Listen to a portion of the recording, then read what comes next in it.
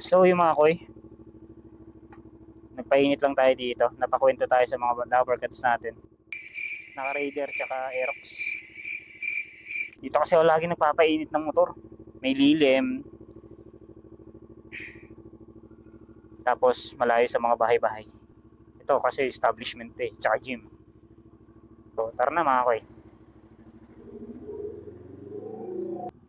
Aray ko! 1 bar na lang yung nasa gas panel natin. Papagas na naman tayo bukas. Kailan ba tayo huli nagpagas? Ay, hindi ko alam.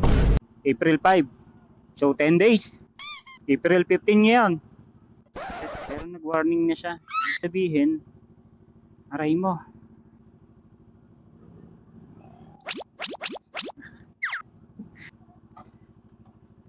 Pagas tayo. Nag-warning na. Dangerous. Unleaded 1,000. Kung wala si body ah. Naka-brake. Ayaw makipag-swap, no? Hindi na paano ngayon eh, papugian eh. Patipiran na ngayon eh.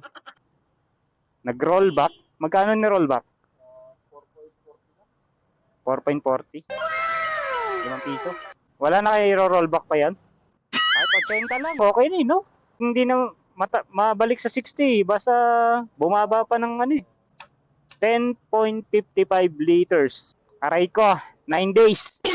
Ayun yung price dito mga koy. So lagi nating pinagpagasan, suki natin. Ayun yung price nila. Ay ma'am, masyado ka koy. Umuwi ka na? Akala ko 10 days na. Kasi akala ko may 1 bar pa.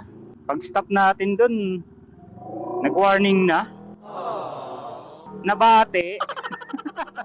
So yun mga koy, sa gas natin na 95 nung April 5, tumagal siya ng 9 days. Yun lang, trabaho bahay lang, hindi tayo nag-rides. 9 days, 1,000. Aray mo. So kung kumukonsumo si NK ng 20 km per liter, ang speed is 60 to 80,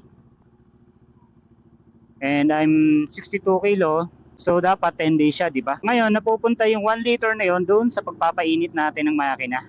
Araw-araw. Kaya 9 days lang. Ngayon, daan muna tayo sa bahay ni ate. Ni ate ko.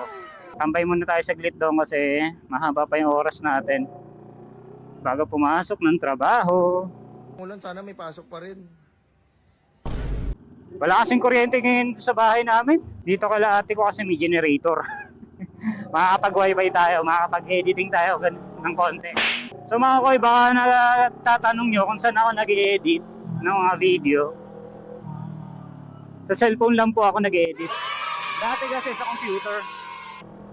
Eh syempre may trabaho tayo. Tsaka sa computer kasi medyo ang daming gagawin.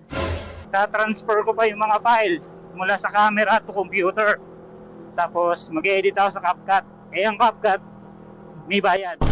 So sa cellphone na lang tayo nag-edit kasi mas makakatipid nga naman, di ba? Nagmahal na nga yung gas. Dito na tayo.